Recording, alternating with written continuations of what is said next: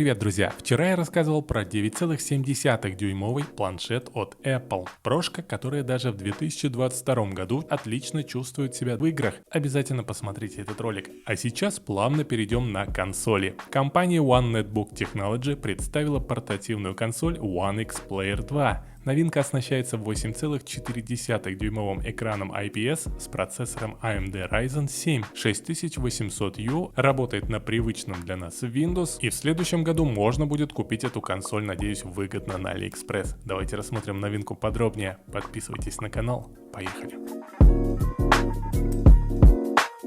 За графику в консоли отвечает Radeon 680M. Консоль также укомплектована оперативной памятью LPDDR5-6400, накопителем PCI 2280, SSD и аккумулятором емкостью 65,5 Вт/ч с поддержкой быстрой зарядки. Экран имеет разрешение 2560 на 1600 пикселей. Устройство получило съемные контроллеры, которые можно объединить, и тогда получится полноценный геймпад. В общем-то, концепция похожа на Nintendo Switch.